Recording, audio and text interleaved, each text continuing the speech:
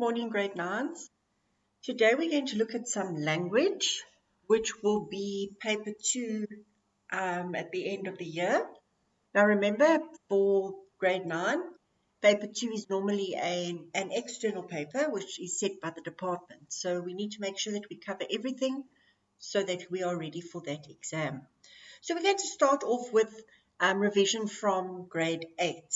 Now remember, in grade 8 we looked at whether a statement or a sentence that is written down is a statement, a question, a command, or an exclamation, because there are many ways that we can communicate, and depending on how we write something, that will determine the way the person is going to understand it. So basically you're looking at those 4 options: a statement, a question, a command, or an exclamation. So what you have to do for activity 1 is you basically have to identify the sentence. So we're going to do it together because it is revision and it is our springboard. If you don't understand this, then you're not going to understand what follows. So we need to make sure that we get it right. So you are welcome to write in your book under language, types of sentences, activity 1, and then you can write down the sentence and then you can write the answer down. So hopefully you are ready. 1.1, why are we waiting? That is a question identified by the question mark. Easy enough. 1.2, this is all my own work. That is a statement. There's a full stop and somebody is simply just stating something.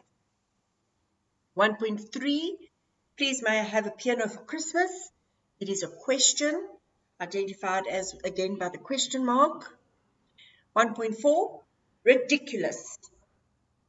Notice the tone, and that I got from the exclamation mark that's at the end there, so that would be an exclamation. Wait outside the classroom. There's a full stop, but it is a command.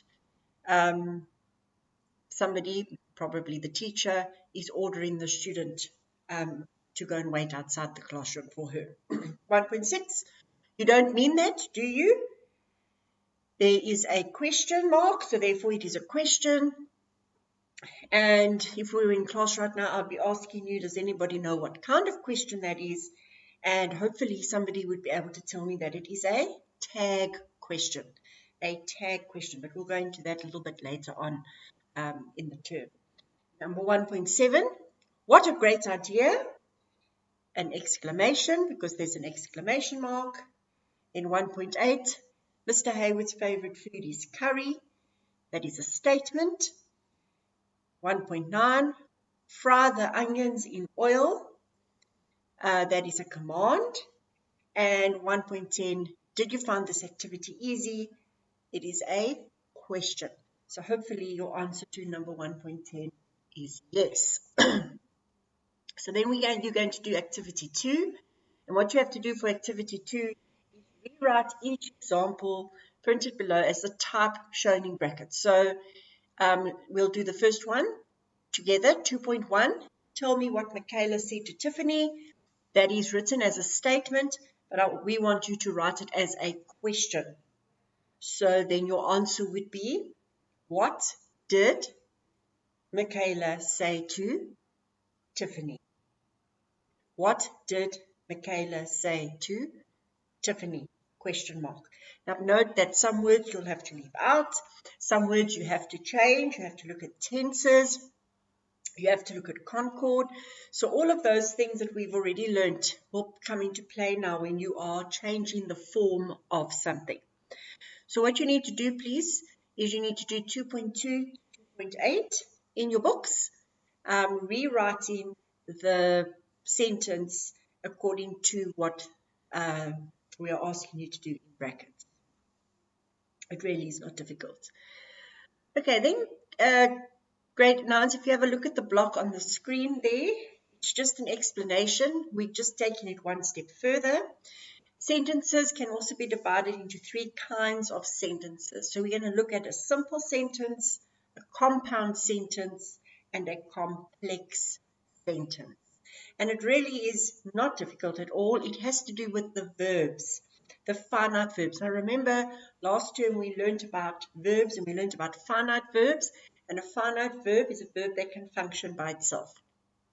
It's a verb that has a subject and it can work by itself in the sentence. But we also learned that a finite verb doesn't only have to be one word. It can be 2 words, 3 words, it can even be up to 5 words. As long as together it is functioning as a verb on its own in the sentence. So it really is this simple. A simple sentence has one finite verb. For example, the cat sat on the mat. Sat is your finite verb.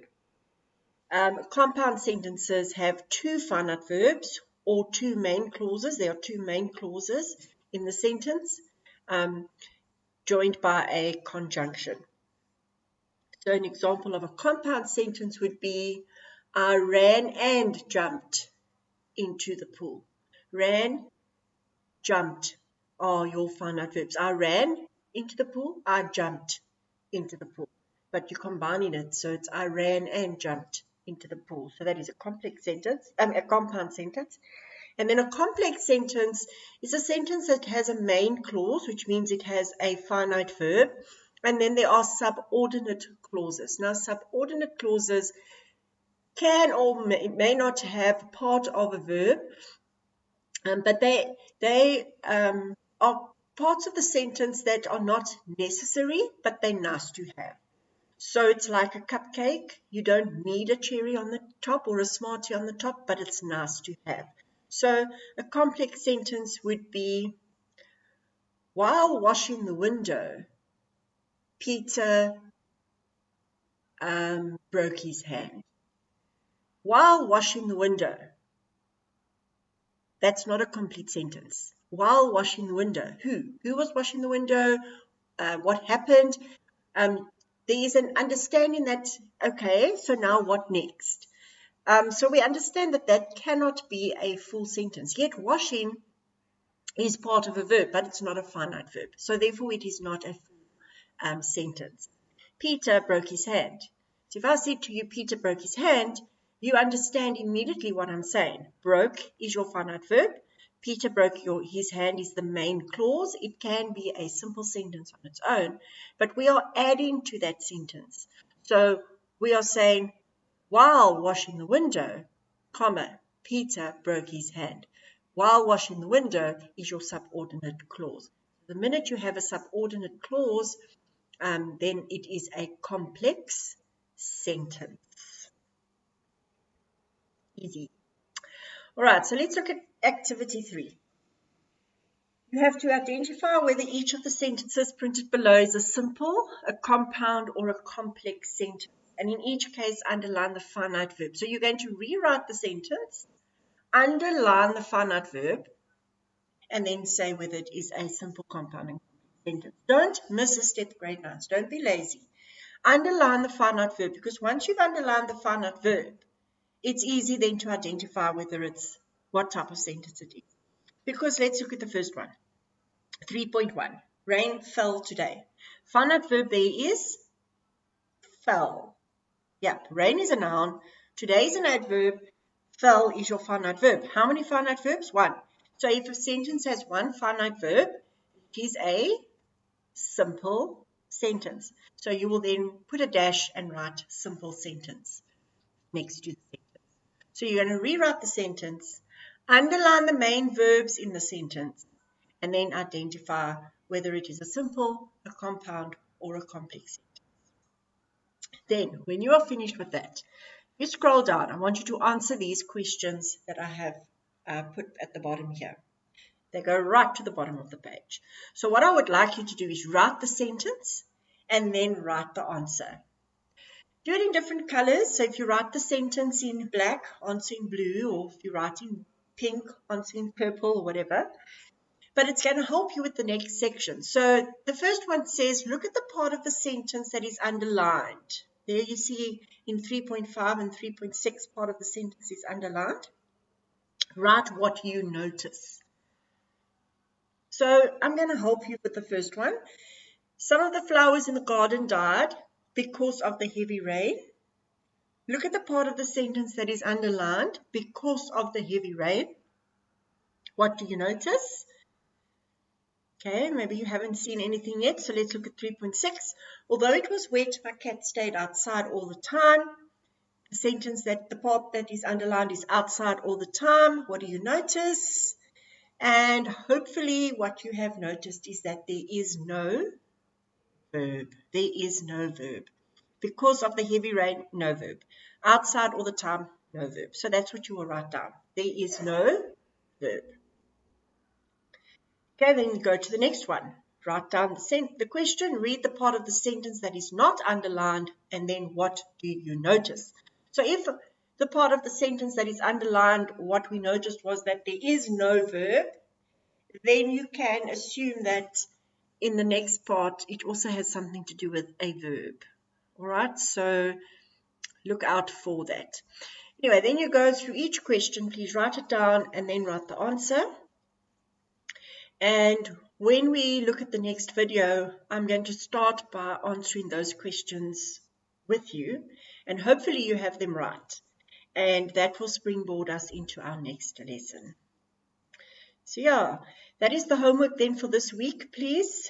Up to the 17th of April. This worksheet as well as the 2 poems that I pushed on sonnets, and we will see you again on Monday. Have a good week. Goodbye.